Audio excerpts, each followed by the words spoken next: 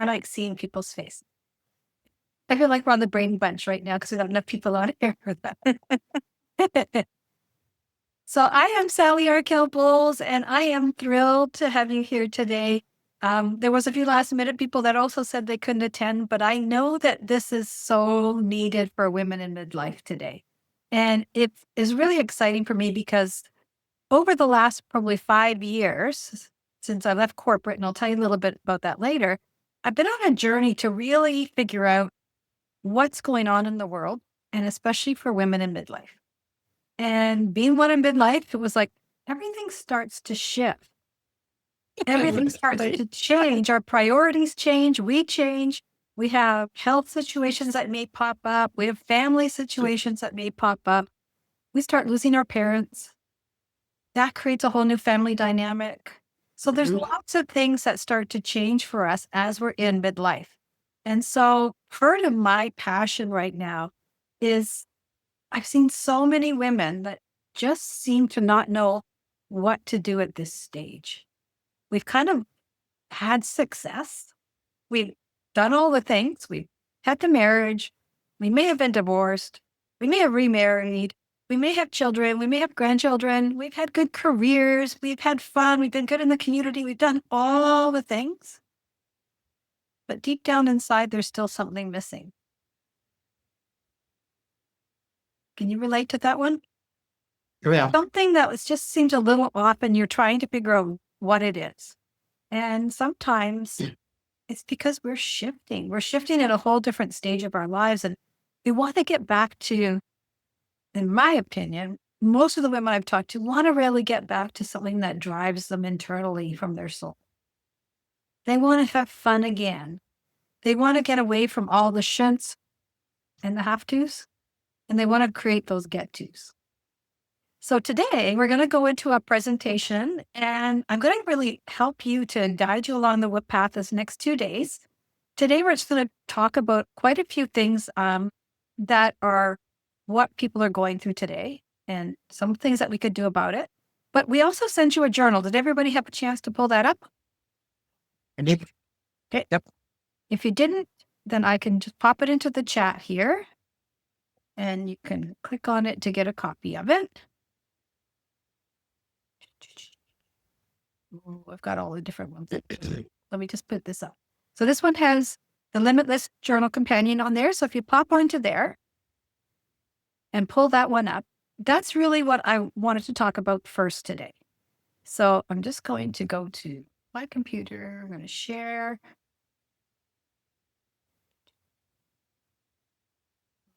Let's go in here, and I'm going to go to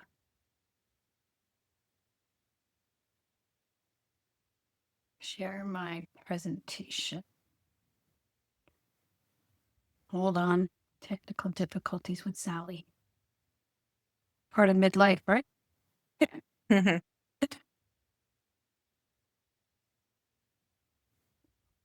Screen. I just want to flip my slide deck. Okay. Who can help me get my, I guess I go up to my view and go to speaker. And that would be me. And then now I need to pull up my screen. Oh, share my screen, right? Where would I find that? Does anybody know how to help me here? Yeah. So if you go, this took me forever, just so we're clear. If you go down, for me at the bottom in the middle, there's a green up arrow on the toolbar. Mine's at the bottom, yours might be at the top. So if you click that, and then it's going to bring up a list. It's going to bring up a list of the, whether you have Chrome or Google or Firefox or whatever it is. It'll bring that, and then you can click at the top at whatever Coming browser up you're with one using. participant, multiple, or advanced sharing. Sharing?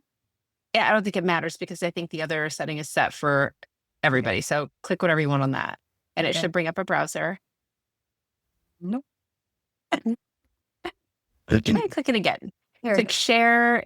I would do it with you, but it says I have to send a request. So, Let me. Sorry about this, you guys. That's all right. it's okay. The speakers. So share, and then it'll pop open.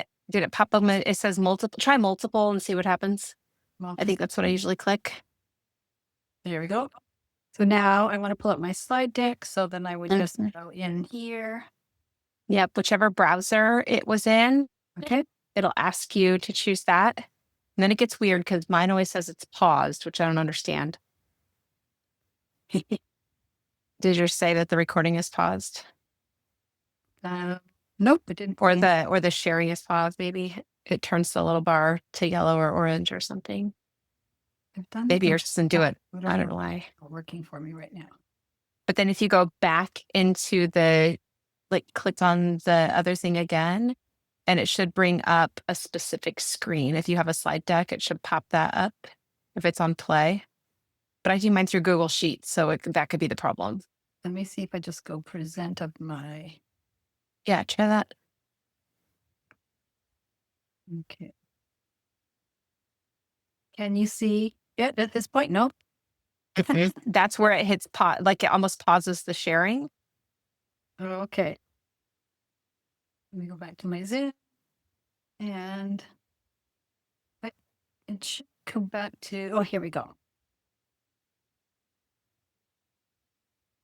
Let's see if this shows up.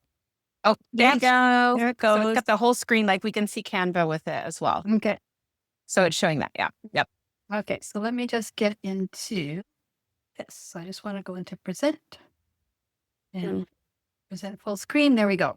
Are we at? Good You're job, in. Sally. The fun of it all.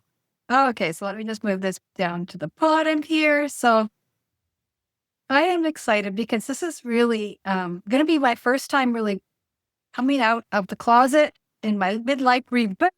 And I really wanted to do this because I really want you to be able to understand there's options for you still at this stage of your life to realign your work, your life, the love in your life, all of those types of things. And when you saw Gail light up earlier about the move back home and her new house, it's just been so fun to be part of that journey alongside her, to watch her as she went from, the fear of actually leaving. I'm just rephrasing Gail so you could pop in at any point in time. But, that worry, fear, doubt that popped in, but the excitement was at the same time. But then when they actually got there and landed and her family was there and she was just reunited again, all of the magic started to happen. And I want that for everybody because we oftentimes hold ourselves back for reasons that are not necessary. So welcome, everybody. If you have any questions at all, and I would love it if you're busy in the chat too, so that we can keep going with this, because this is about you and about the things that are going on with you. So I want you, first of all, to know what to expect. And I really appreciate that today you made space for you today, because this is a commitment of time. This is a commitment to yourself, that you're actually honoring yourself and showing up and making space for you to be here today. So thank you very much for taking that time. And today we're going to really try to reconnect with the truth of who you are, who you truly are. And I know there's a few people who are still sitting behind those roles and those expectations that others expect of us. And it's hard to break free of those. And if you've got any ideas on what you're doing or where you're stuck or where you would really like to reconnect, put it in the chat, because we're not alone. We're definitely not alone. And we want to be able to make sure that we're having a conversation amongst us. Because I know I was in that space where I was really stuck in the roles and the expectations and the income and everything else that I had within my life. And now I've just recreated my whole life. And I'll tell you a little bit about that soon. We're also going to explore 3 hidden blocks that are keeping midlife women stuck. And there's probably way more than 3, but I'm picking out the 3 that I'm seeing the most often and over and over and over again from women just like you. We're going to learn how to shift into deeper alignment. And we don't have to start over. This isn't a restart. This is an emphasis and a growth of where we've been learning from all that growth, and then how we can develop our life now to be able to shift to that next level of what we're wanting to be, do, and have in our lives. And I'll also share an invitation at the end to go deeper at the end of the second day. But I also wanted to just ask you right now, what is it that you're wanting to get out of this today? So if you could pop that into the chat, that would be awesome. Was there anything in particular you were looking for?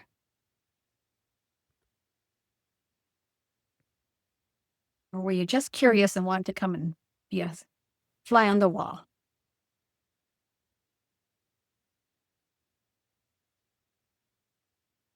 Mostly to learn more. Well, Mary's wants to learn more from us and to get to know me a bit better, which is awesome. Mary and I have known each other for a while. Megan's looking for clarity on why we all feel stuck. I love that analogy. Kind of like a fly on the wall, right? Yeah. And Jane, oh, this is a good one. Because so many people are looking for that purpose still, right? What is my purpose here on earth? What is it that I'm really looking for? MC's curious and wants to learn more. She goes really deep in her studies. MC, she'll have to tell you a story later on. I'll try to remember to get you to share that. Yeah, feeling weird. What is my purpose? Feeling stuck. What the heck? How do you even figure out what your purpose is? Right. Or does it show up for you? And then Gail's reconnection and to support me. Thank you, Gail. I love that. And you might see on Gail's, she is the queen of difficult conversations. So she used to deal with things like this, but in the corporate leadership roles, and really helps people gain clarity for themselves on how to actually communicate well. So MC and Gail, have you connected recently? Because I suggested MC connect with you in the last week or so, Gail, even though you already know each other. So these are some of the things that are really common. But what I would like to do before we move into the next stage is to just talk about what's in the journal. So does everybody pull up the journal? Okay, perfect.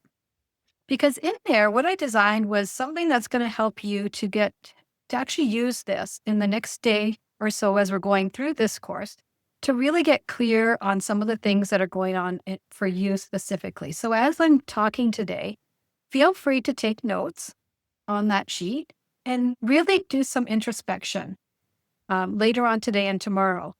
And if you need to continue that throughout the week or the next month, that's okay. But I try to frame it around the idea of here are some of the things that I've noticed, and here are some of the questions I would really like you to take the time to journal about. So I've created this journal workbook with a desire for you to be able to get really clear on who you are and what you're really craving in your life right now. And then there's a section at the end that's 7 days, and it's actual a little journal prompt for each day with gratitude, with a few different things that are going to get you to give yourself a little bit of a habit to create in this 7-day formula to be able to help you to answer some questions for yourself each day, to get yourself on the right path moving forward and continuing from what we're going to be talking about this next couple of days. Make sense? So please enjoy it and please use it because it is a really good support tool for you as we go through the day. So you are in the right place. Tell me if any of these things resonate with you. And it's okay if you guys talk too. You don't have to just go in the chat. It's a smaller group today. So you've been everything to everyone. Have you not? Yeah. All right. So some of the things that I've heard is I've been everything for my kids. I've been everything for my spouse. I've been everything for my work. I've been everything for my activities that I do in the community or giving back and those types of things. But what about me? What about me? Am I putting myself first before everything else, or is everything else going first before me? And I also hear from a lot of people, is this it? Is this all there is to life? Have I done it all? And now what do I do? Like, I'm not even feeling enthusiastic about my life. It's just a repeat of the same thing day after day after day. Yeah. Then people are wondering what's next. What's next for me? Oh my gosh, I'm 45. What's next? Oh my gosh, I'm 50. What's next? Oh shoot, I'm going to be 60. What's next? What am I supposed to be doing? What's my purpose? How can I be happy again? How can I have fun again? What's next? So if you're feeling something inside you stirring, it's normal. And a couple of you put in there about purpose, right? You're just craving more. You're craving that clarity and getting out of that confusion. And you want to be in a wonderful energy, not just survival. How many people have felt like they've been in survival this last 5 years or so? Oh, yeah, most definitely. Right? By just doing the do over and over again, Yeah. just to survive in the marketplace of what's happened in the last 5 years. And then the next chapter, you want to feel aligned with your soul. And you want to lead yourself again. And I know a lot of my clients have felt that way too, because it's losing that alignment with who you truly are. And even if you think back to when you were a little girl, what did you see yourself doing? Weren't we all little princesses, or maybe we were tomboys, but we had so much fun and excitement and joy and ease and flow, and we just did what we wanted. And then we went into the system of the schools and the religions and all of the things that we were told we should be doing and how to behave and how to not imagine anymore. And we could have lost who we truly were.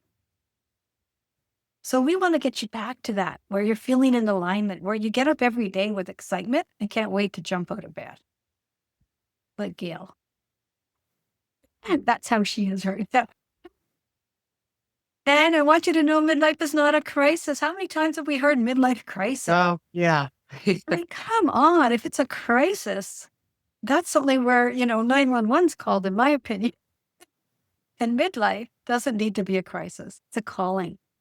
And if you are really tuned in, you'll understand that it's a calling for you to be able to show up in a different way, to live that purpose, to figure out what your soul-led decisions should be. And it's, in my opinion, it's your initiation.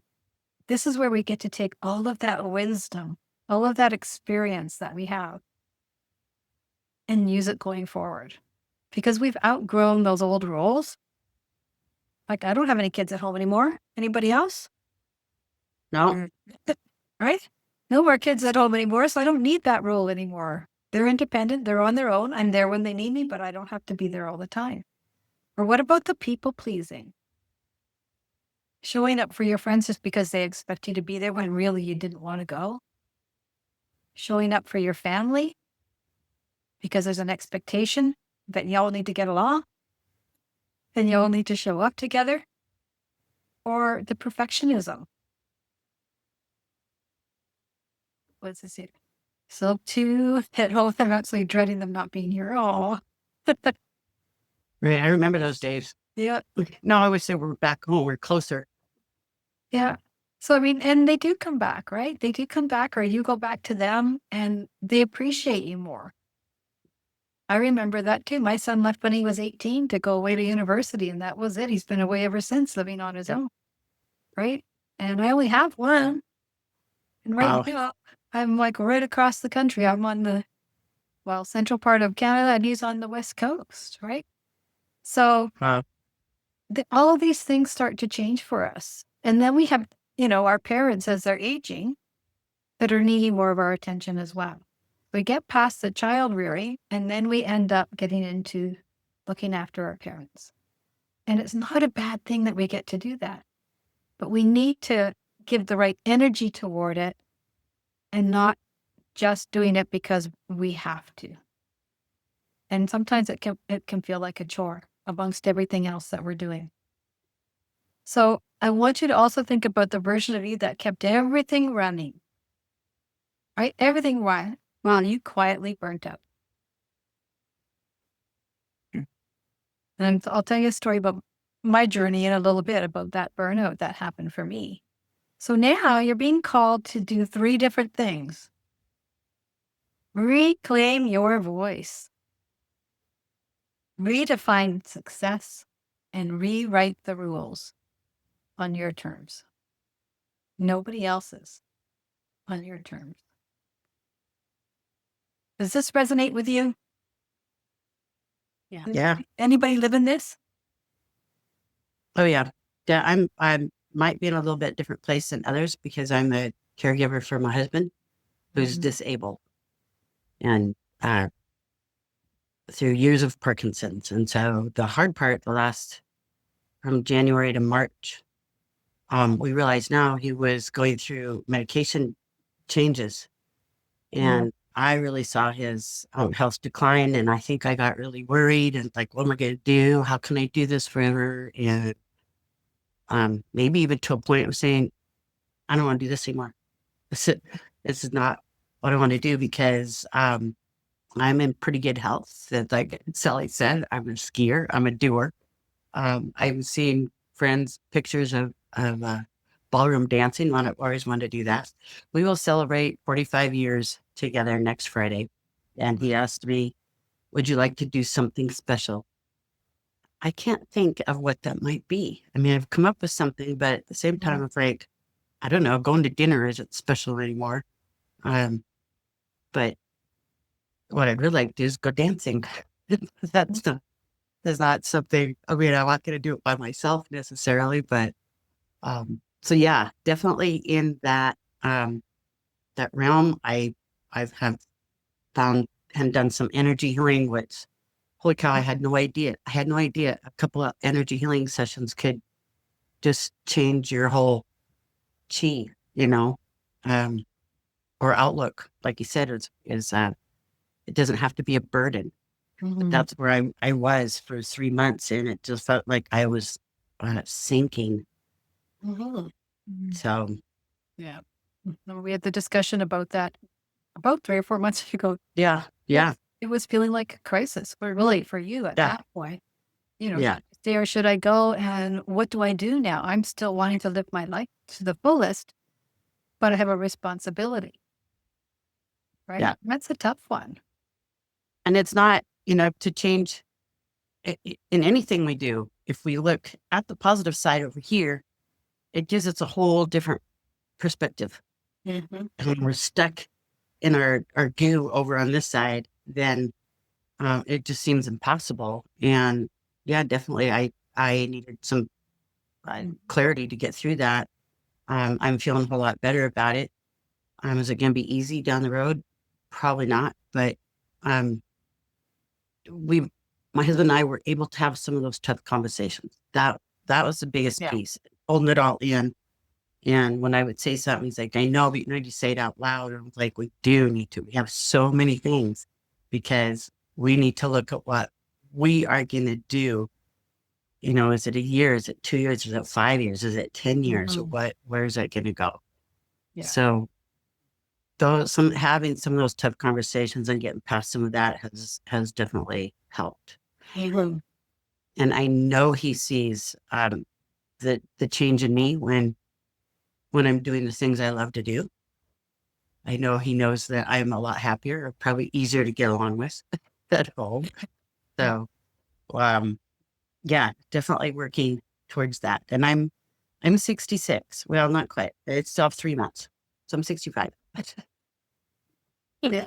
And it's not where you expected to be at that stage with your Mm-mm. spouse, right? So it ends up being a bit of a shock to your system, but a huge adjustment and A still, huge adjustment. Yeah, still trying but to. I would say most of us are not where we expected to be at this time. Yeah. Because whatever we might expect is not what is. We didn't expect COVID to happen. So Yeah. worldwide. Mhm. Exactly. Yeah. So thank you for sharing, Mary, because you're not alone. And there's so many people that are having to face issues like this Challenges. from Yeah. young ages, right? Yeah. Where people's spouses pass away or there's a tragedy and that they get very sick and that you're having to adjust everything there is in your life. Yeah. A lot of us have different situations like this that we need to cope through. But how do we stay in tune with who we are at the same time and not just be sucked in and lose ourselves over the whole situation? And like you said, your husband's happier when you're happy. Yeah. So when Yeah. you're happy, it helps him to feel more relaxed and happy as well. And the tension reduces. And that's a really important insight because when we're feeling anxious, and Megan's an anxious, she deals with people on anxiety, um, it can really take you away from everything in your life. Oh, yeah. And you lose yourself while trying to help somebody else. Mhm.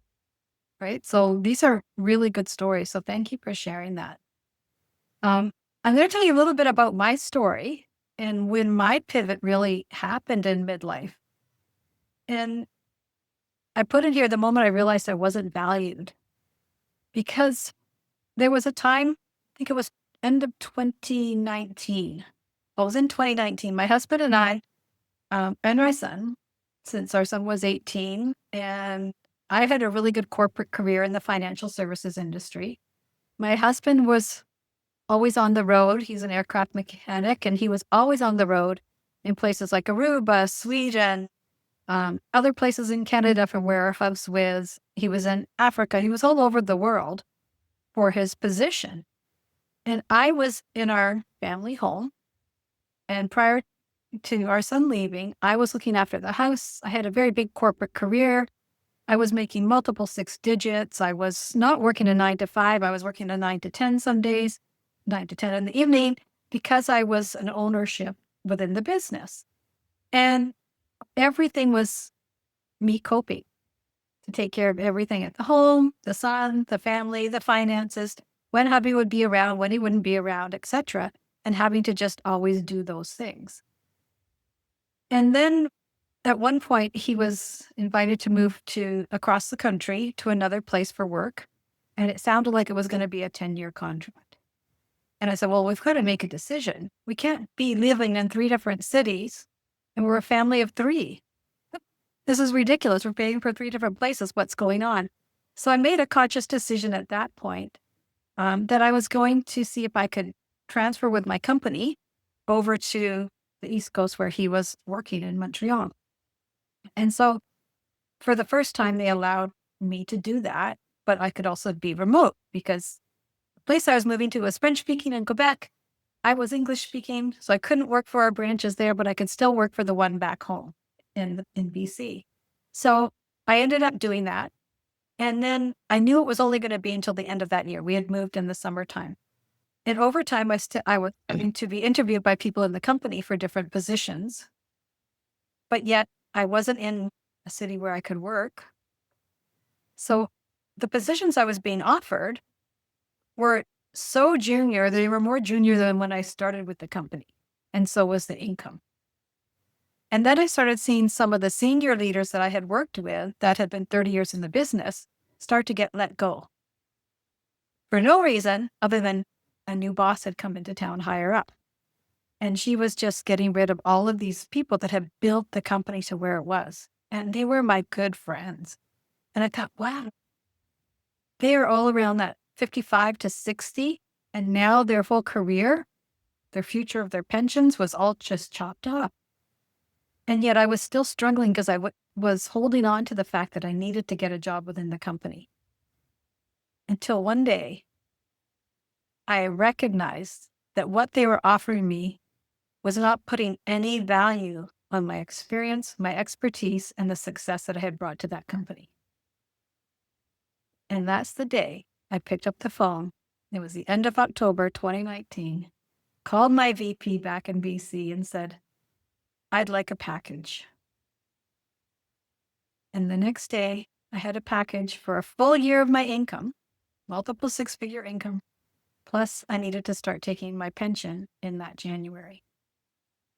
And that was the day I took back the ownership of me and didn't let them make me a number that was going to make me feel like I wasn't important.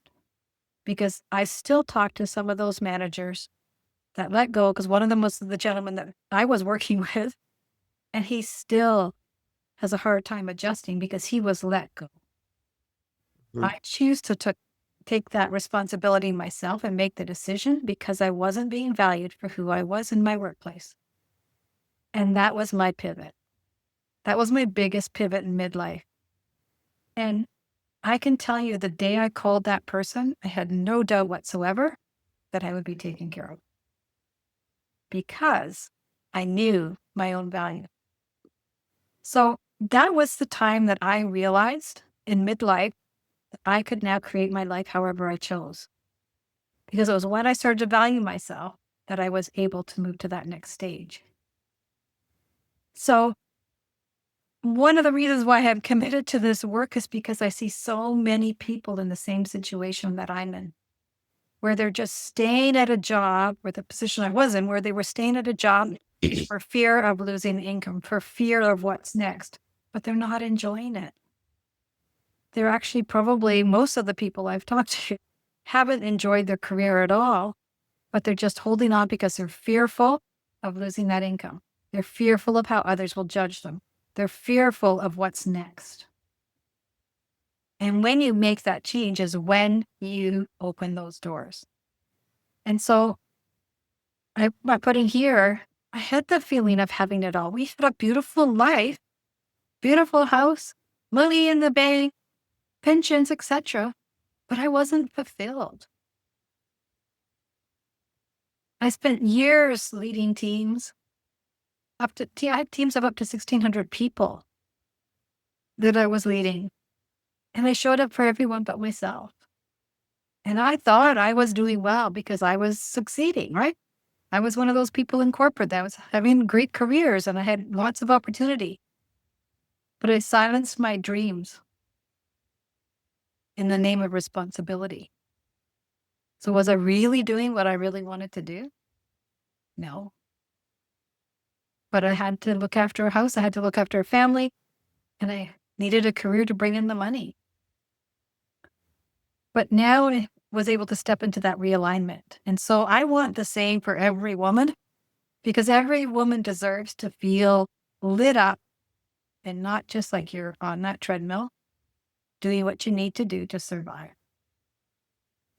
And it's so personal to me because I've lived this. I've lived this.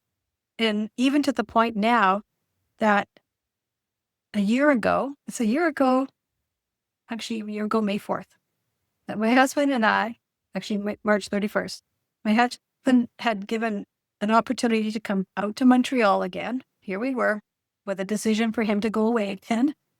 And I said, no, I'm coming with you this time. We're selling our place and I'm coming with you. We're going to be on the road together. So we have been traveling on the road together for over a year.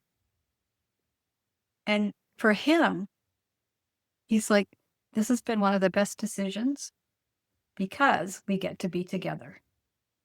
He was miserable on the road by himself. Yeah, I bet. Busy because I'm that kind of lady. And if I was already in our normal community, but we've traveled all over in the last year, all over the country, but also all over. We went to Europe for Christmas with our son. We did different things like that we wouldn't have done before if we had stayed where we stayed. But now, because I work from home, I designed our life. We designed our life on purpose to suit us and what we're doing. And I really want to help other women reclaim whatever is that's going to light up your life.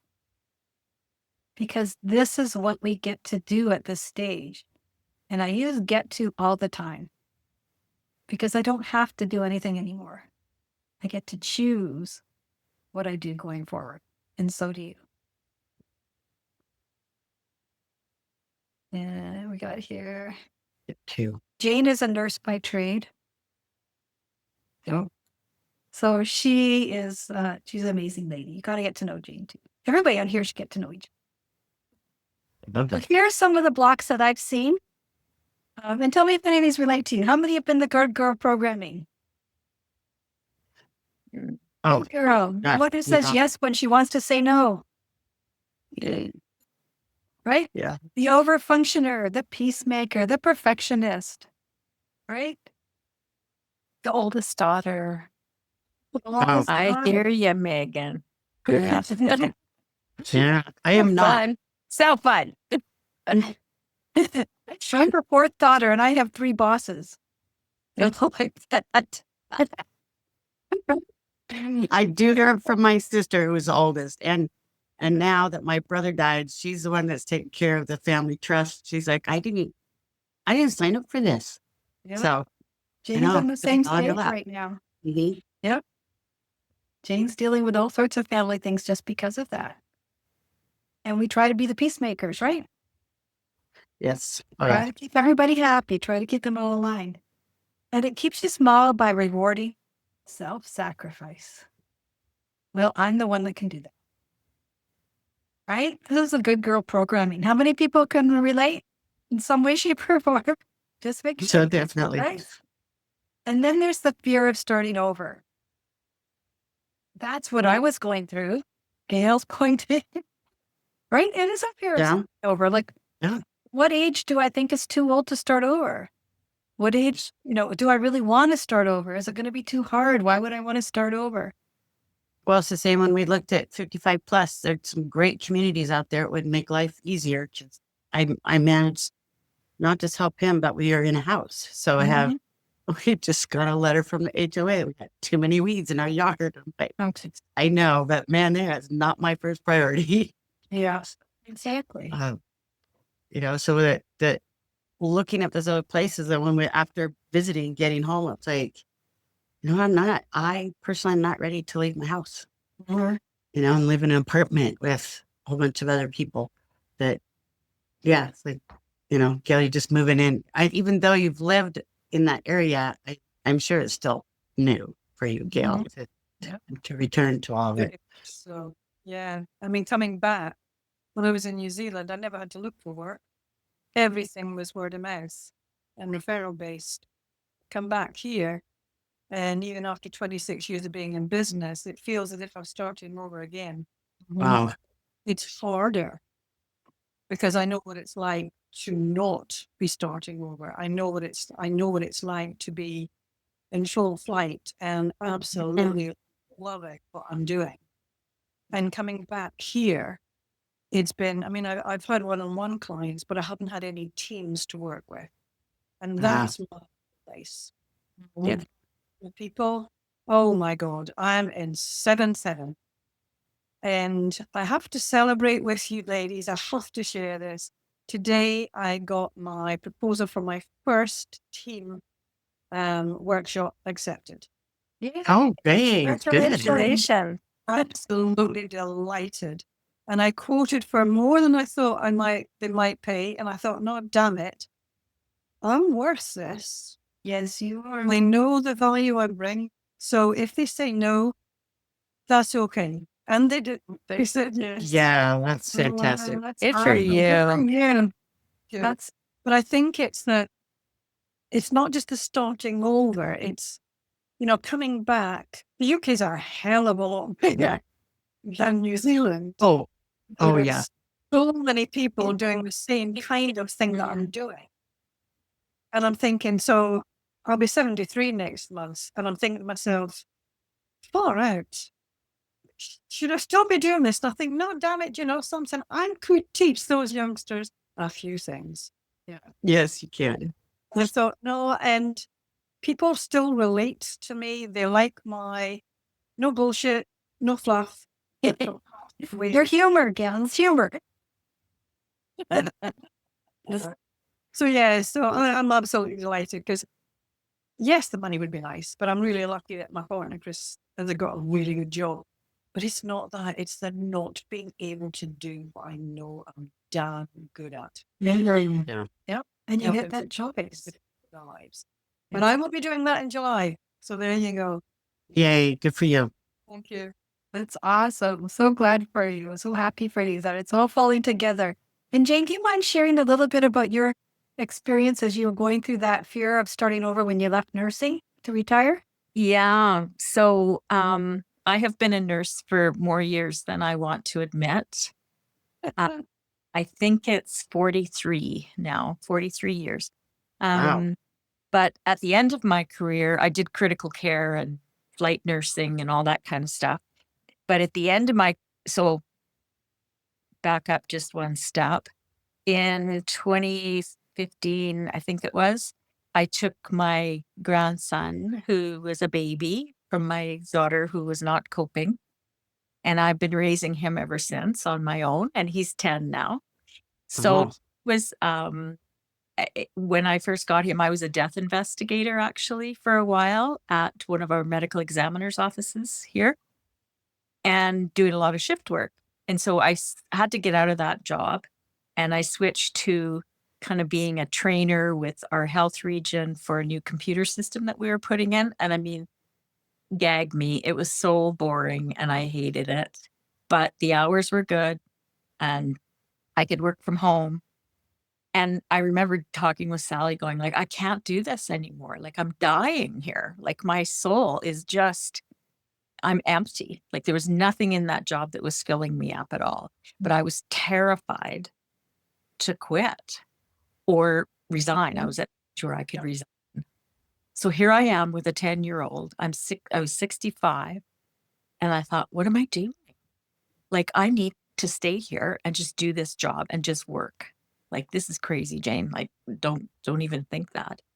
But I couldn't. It was like I was going to have a mental and physical. My body was just telling me, it was screaming at me, you have to do something. So I resigned or retired and then took on a private contract with a forensic pathology company down in San Diego. I won't go into all the details about that, but it kind of was a joint job between my nursing career and my death investigation career. But I'm still searching. And there's days, and it's my crazy talk in my head that I think, oh, I shouldn't have resigned. I should have just stayed. But no, no.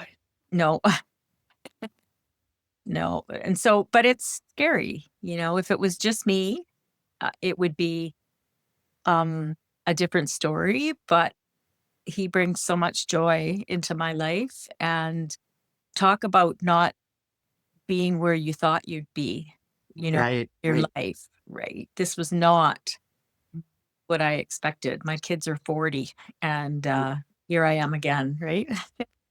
So it's just trying to find what kind of chisel down what my passion is and what will work for my situation too. So, but I was terrified to quit. Yes, she was. I was coaching her through that. Where do you live right now? Talk me off the ledge. I'm in Lethbridge, Alberta, in Canada. Oh, okay. Yeah. Right.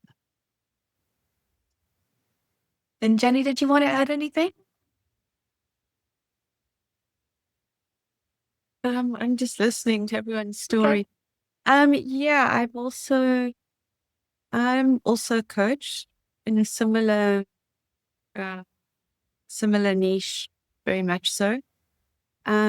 My story also, I reinvented myself. I know exactly that soul-sucking feeling. I was working as an editor and a science writer because I have a science background. And there was a stage, and I've been freelance for a long time. And there was a stage I was just working all the time, like constantly.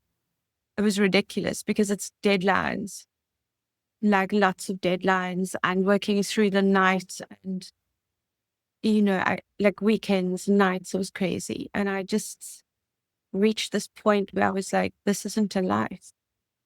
And I pretty much, almost exclusively this single income provider for my kids who are still here. My son's a matric. He's 18 and my daughter's 20. But they're still here. So it's still me responsible for everything. But yeah, I just walked away from it and stepped into the world of coaching. And I also, in conjunction with that, I was also an energy healer and did a lot of natural practices, and I'm a reflexologist and various other things. So I had that as well. but the editing and writing were just taking over. And I just realized I can't. Like, it's just making me feel dead inside.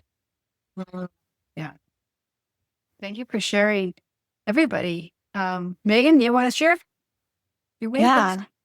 Let's see. It's funny. I've done a lot of things. I was joking about this morning with the girl who colors my hair, and I was like, I got a lot of jobs. And what I realized, I think in the last, and Sally knows that I do a lot of things.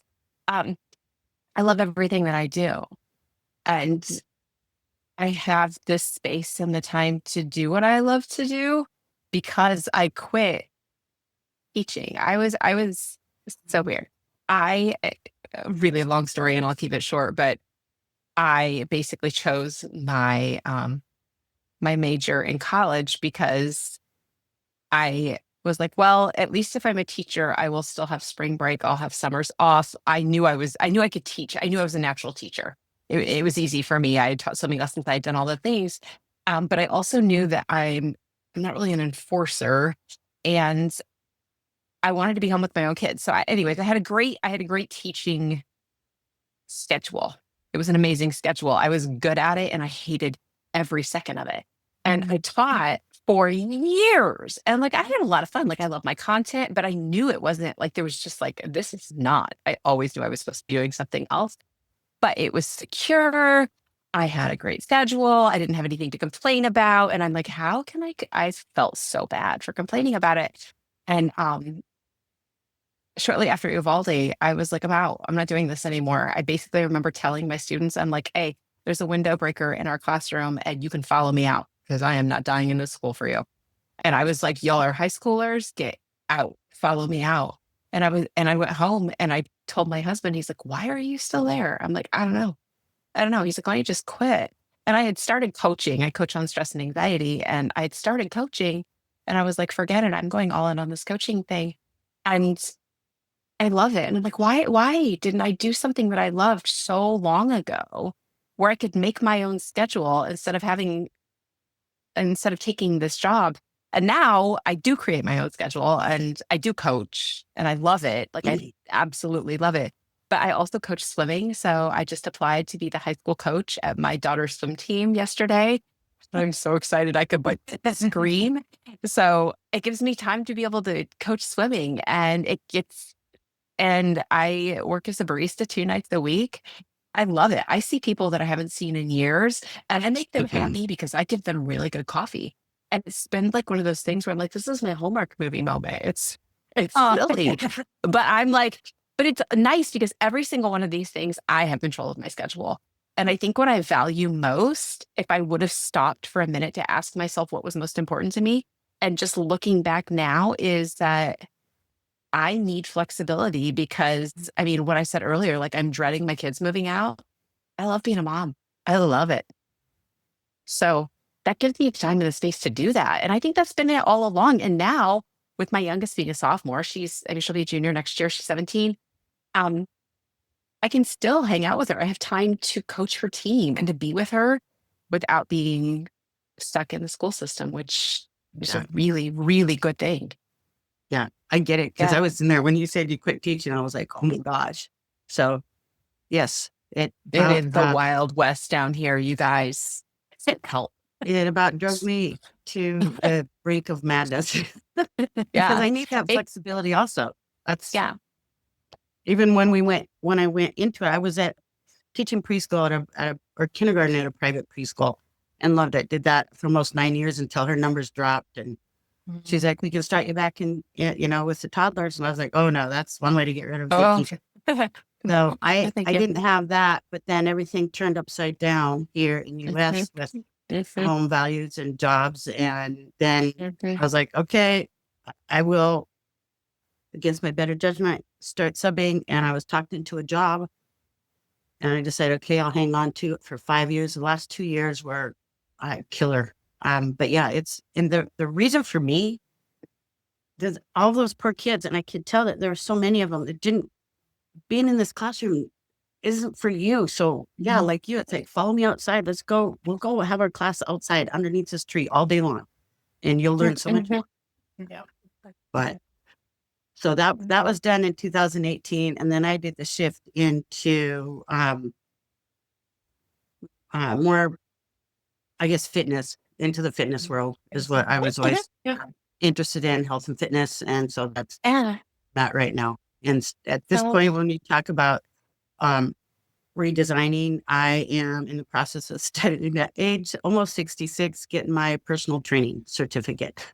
And then Awesome. nutrition coaching. So I'll be in that same realm of, whatever. Yeah. That's The guy saying, awesome. why didn't I do this sooner? It's hit my head a You couple were of times. ready. Yeah. Yeah, it It's would all have. good. Yeah, I'm just trying right now, just trying to relearn how to learn. Yeah. Somebody's like, oh, well, yeah, I get it. It's been a couple years for me. I'm like, a couple years, try like 4 decades. I love how this has opened up the conversations because we've all been through shifts, right? We've all been through these shifts, whether we're the good girl, the fear started over, the invisible identity, right? Mary's being the caregiver now. She's also a very big achiever.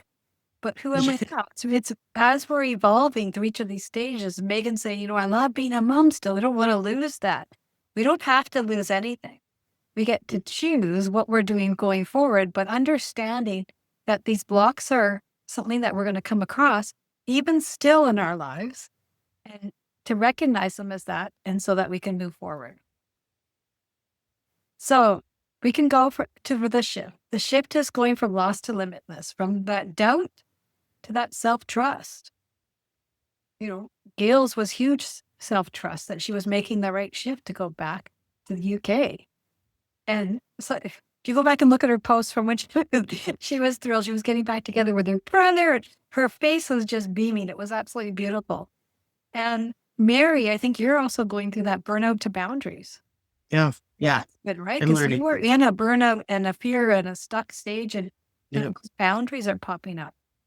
And Jane, Yeah. you're going from fine to fulfilled, right? When you got that other position that was in San Diego, you were fulfilled at that time because this is like, oh my gosh, this is exactly what I love to do. And I get to go to San Diego every once in a while. Who doesn't love to go there?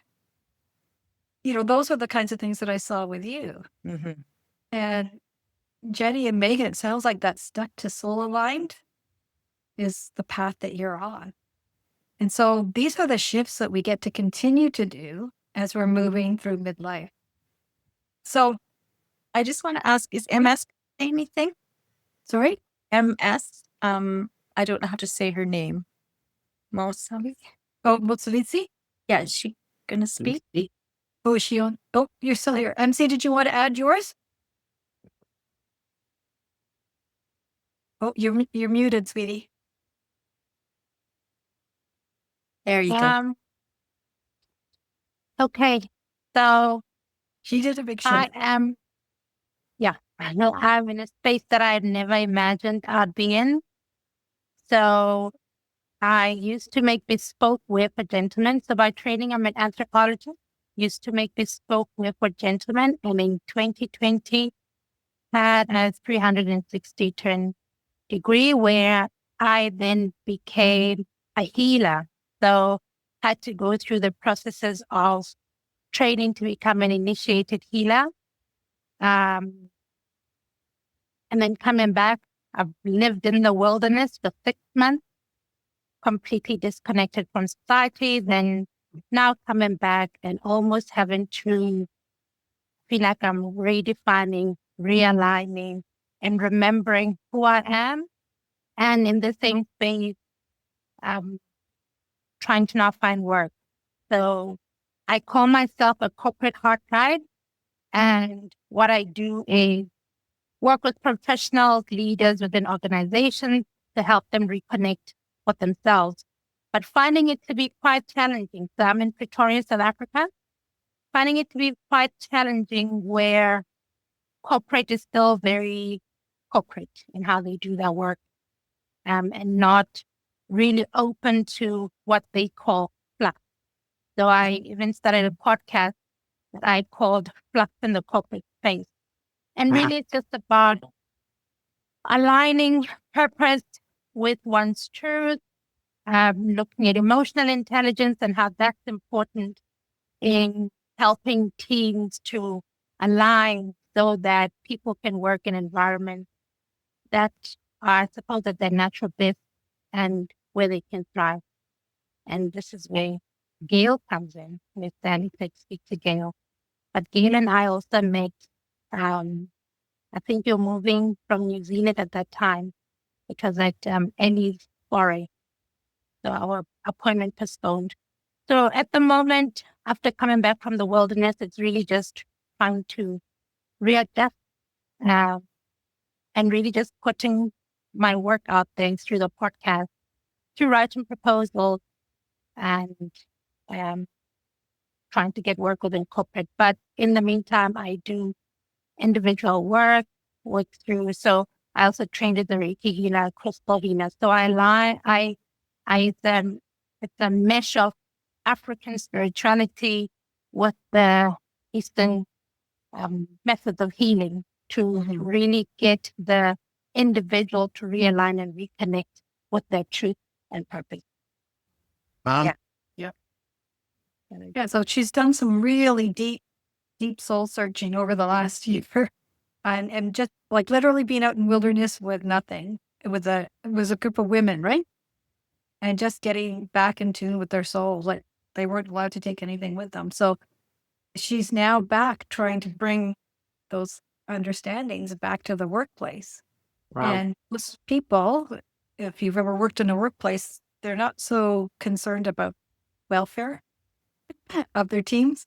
Some aren't, but most of them are anxious to just get into the soul of people. And so it's been a bit of a challenge because she had a very extremely successful bespoke menswear business that she was creating, custom suits for men. Oh, wow. Now rebranding, rejigging her whole life. And her passion is so deep. And now it's how to get the message heard. So, that I think is reconnecting to your truth, which is the first one that we have here, MC.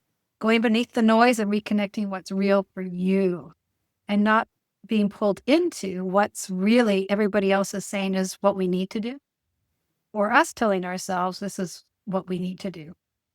And then Yep, go ahead, Gail. Yep. One of the things I notice coming back, especially, and also in New Zealand men are brought up to be blokes. You don't show your emotions. Suck it up, buttercup. Take a concrete pill and harden up. These are some of the things that I was learning. People said to each other. But the funny thing is that when I was working with an executive leadership team, and they were so black and white, you would not believe it. And I'm every color under the rainbow. And at a halfway three-way with the CE and his chief technical officer, these guys who started off as really black and white, they were sat there with the emotions wheel. The CTO didn't know how to express his feelings. And the CE gets his emotions wheel out. And for 10 minutes, these two guys who started off really black and white were talking about their emotions. And what I found was that use the language that they use to get in. And then once you're in, then you can bring them round. Because these guys were talking about, I had them talking about their inner child.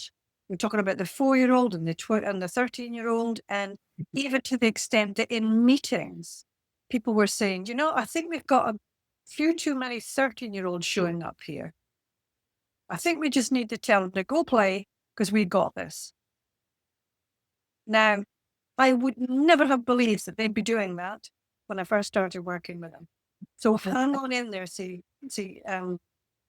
MC. Hang on in there. Find the language that they use, that they can identify with. And then when you're in there, that's when you can start doing your deep work. Good insight. I think that can apply to any business, really. And you're going to is really finding out what like you're saying, what's their language, talk to them in their language, and then you can shift it afterwards. Great, great advice, Gail. So when we're reconnecting with our truth, we really get to reconnect with what's real for us, right? What's really real for us. And it sounds like everybody here is sort of on that path to really understanding that and rewriting our story, the one that's holding us back, because there's still a little piece that's still holding each of us back. Are we truly fully showing up, or what are the areas that we're still shrinking in? Is there a certain type of person that you shrink around, or a certain type of situation that still is holding you back from rewriting that story? And then really realigning with what lights you up. And I saw every one of you light up in part of your conversation today when something was really true in your heart. So it's just up to you to take that next step into that alignment. And so the first one I want you to really focus on, and you'll see some things like this. You can even write down some of these questions for yourself, but it's reconnecting with your truth. And that truth is just what's real for you, not for anybody else, but what's real for you today, not what you were told you should be, or that you should be now, right? Because you've changed your values, your priorities, that energy, it's all evolved over the years. And it evolves through each stage that we're going through. So from having babies, to them growing up, to going to college, to them starting their own careers, getting married, moving on, we've all done those steps. But why are we expecting that those things aren't going to change for us as we're evolving? And I want you to stop asking, what should I do? And start asking, what do I know deep down is calling me? And when you're quiet and you ask that question, just listen, just feel, because the answers will come to you. If you really put that out there, what do I know deep down is calling me? I love that question because it allows us to really get inside and stop realizing what's going on around us. And so one of the prompts that I want you to do is say, what have I been pretending not to know? What have I been pretending not to know? It's an interesting question, and it's one that most people don't answer about themselves because we're pretending not to know so many things in our lives about ourselves. So that's step one, reconnecting with your truth. Step two is rewriting that story that's holding you back. I love writing stories. Who else does? That's why I have journals everywhere in my house. There's stories that we all have, like, I missed my chance. I'm too old. Oh, that's for the young people. Or I can't risk what I've already built. Oh, yes, you can. Because so many people that have had it all burned down come back even stronger than before. And better, and growth happens. Or I don't know where to begin. Just start. Start anywhere. There's no process that tells you have to do A, B, C in order. They can start with C and then B and A take care of themselves. So they are not truths when those are your stories. Those are just scripts that we've heard throughout our life. Like you have to go to school, start in kindergarten, then you go to grade 1, then grade 2, then grade 3. Oh, you know what? One of my sisters back in the day actually skipped a grade. Do you think they do that anymore? Mm-mm. System doesn't want us to do that, right? That's a simple one. Nor do they stay back Nope. like I did. Nope. Nope, they don't do that anymore. But I want you to reframe it. And you can write some of these down if they really resonate with you. I haven't missed anything. I've just been preparing. Because we all know deep down that when we're ready for something, it's going to show up. And if I've been thinking about it, and I've been thinking about it, and I've been waiting for, like, I'm intuitive, so I just oftentimes will meditate or journal, and the answers will come to me. And it's only because you've been preparing. And all of the universal energies need to align with you to get you through there because you're putting that information or energy out there. what do they call it? God, source, or energy, or frequency, or universe, whatever you call it. We've just been preparing. And what about this next one? My worth is not measured by how much I endure. Right? How many times do we think, oh my gosh, I've had to endure all these things. Poor me, woe is me. That doesn't measure your worth. It's how you get the growth from those things that you've had to endure and what you came out on the other side. And I'm allowed to change. I'm allowed to want more. I'm allowed to want abundance. I'm allowed to want prosperity. I'm allowed to live with joy. So think of all those things that you're telling yourself, and how can you rewrite them? Bring in that truth, that compassion, your new perspective, and positivity. Because we get to create anything we want. I mean, here's Gail, who moved across the pond, or a couple of ponds actually, back to where she, grew up as a child. And now she's still building her business. And she told you her age. She doesn't have to retire ever if she doesn't want to. I mentored under Bob Proctor, and he died when he was about 87, and he was still working up until a week before he passed away. Why? Because he had a mission, he had a vision, he had a purpose, and he had a desire, and he loved what he was doing. I think John Maxwell will be doing the same thing. Yeah, they all do the same thing. But why? Because they love what they do, and they're serving people in a way that's impactful. Why do you have to have a number put to your date on what you have to retire? I don't have the stats, but I know once people typically retire, the death rate goes quite high. That's really reassuring to me, because at my age, I need to work for another how many years, right? And it's so nice to hear that people are out there doing that and thriving, Yeah, we have a choice. I mean, I always tell my family, because all of my sisters, 4 of them have retired. And I'm like, I don't want to retire.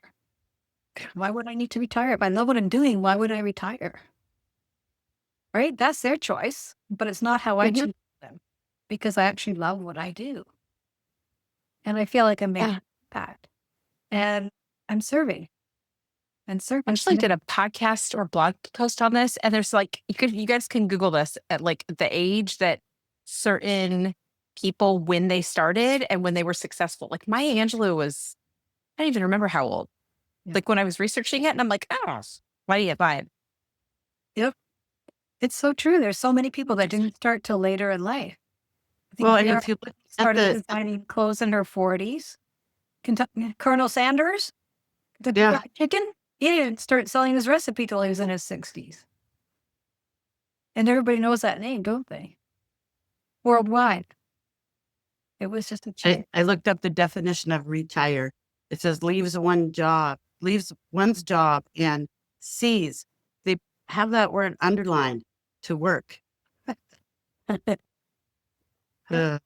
if you look up the actual stats on the percentage of people that pass away after they retire, it's Pretty high. pretty sad. So I like to think that I'm going to live a long time. And here's a journaling prompt that I want you to do from a reflection standpoint before we meet tomorrow. What truth am I ready to speak, even if it's just to myself? What truth am I ready to speak, even if just to myself? And then how would my future self rewrite this chapter? Because we can rewrite it at any point in time. But how would my future self rewrite this chapter?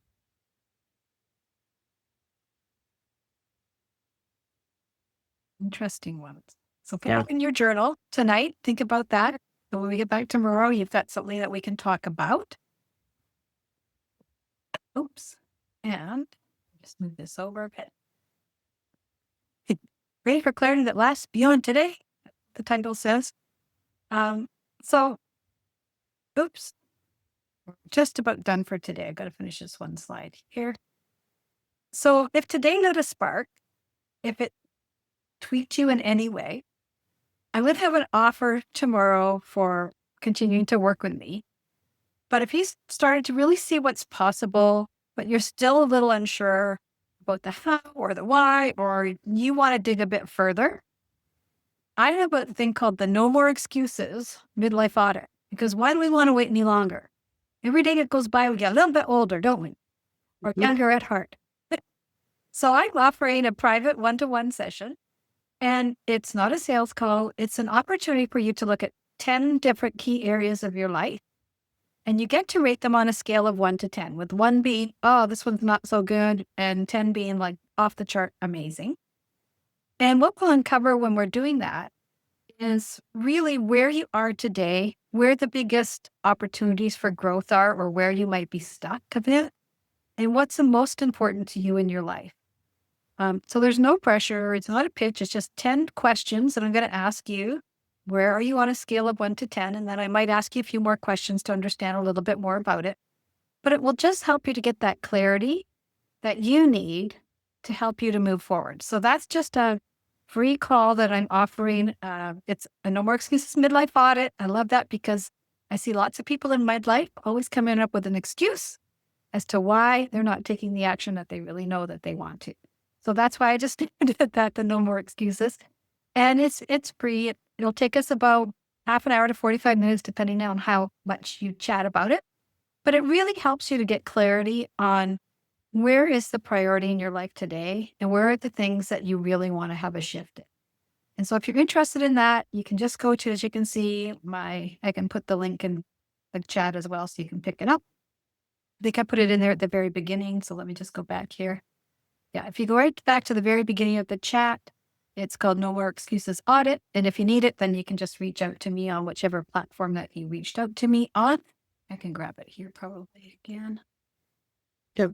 And give you an opportunity just to meet with me and have a chat. Because the thing that I'm doing right now is really fine-tuning where it is that women are really looking for in this shift in midlife. What is it that's going on? What are you struggling with? What are the opportunity areas? And so this will really help you to get that clarity around that. So please take advantage of it. Thank you for showing up today so I can give you a little bit of insight there. And tomorrow, we are going to go deeper, a lot deeper, into really what are the next steps that we really would take as we're going forward. So how do we want to really come up with what it is that we want to be able to move forward within our lives? We want to go deeper into that realignment, what's possible, getting that clarity and that confidence and being able to take some of those shifts. And sometimes it's not a massive big shift. It might be something on just a relationship with someone in your life. Maybe it's a brother or a sister or a friend that you just need to take a little bit more of that truth for yourself on how that person is showing up for you and decide how you want to continue to communicate with them. It might be as simple as that. Or it might be as simple as, you're always setting the tone with whenever we get together, you've always got to decide what we're doing. I'd like an opportunity to do that too. And sometimes we lose our voice in those tight relationships, right? And if something stirred in you today, if you felt the pull, or you just know there's a way that we can keep this momentum going. And tomorrow I'm going to share about a brand new program that I created. It's a 6-week group program. And I'm going to be launching it next Thursday. I think it's the 22nd. And it's going to be just a really good opportunity for us to be as a community, to get together, but also to do some inner work for ourselves to help us get some clarity on where we want to go and how we can go about it. So tomorrow I'll be sharing a little bit about that with you. And I just really wanted to express my thanks and my gratitude for each of you for coming in today. It's been really fun to have you here. I know all of you, except for Jenny's the only one I don't really know personally, so we'll have to have a call for sure, Jenny, just to get to know each other better. But it's been really fun to be here today, and I hope that you found some value. Is there anything that anybody wanted to share, or any questions that you might have before we come back tomorrow?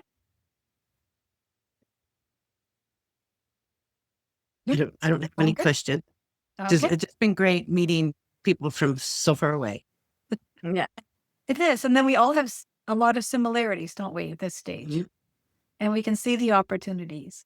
You know, Gail and I had an opportunity last year when we had met each other, but we both ended up going through melanoma on our faces at the same time. Oh, wow. And we drew together just because of that. And it happened to be the same time of the year. We were both going to it in November. She was having her surgery. I was having mine, but we were able to draw it together. So why was she placed in front of me? Yeah. Right? So these serendipitous events happen all the time. And she was a great support for me. We were able to laugh through a lot of things. And I had 40 some odd stitches all the way down my nose like a flower petal. And it was like horrible. But it was awesome to have someone like Gail to say, okay, go get this thing from the store. Go do this, go do that. And so it was nice to be able to have somebody in my back pocket that I had met through somebody else. And we had the same situation. So you just never know who's going to show up for you to be able to be in alignment and support you when you need it the most. And that's why I want to create this community as well, so that we have that opportunity to trust each other, to align with each other, to share with each other, and to know we're in a safe environment. So thank you so much for joining me today. I really appreciate it. And day 2, we're going to dig in deep. So All right. I look forward to seeing you tomorrow, same time, same place, and have a great day, everybody. All right. Thank you. Thank you. Bye. Bye. Bye.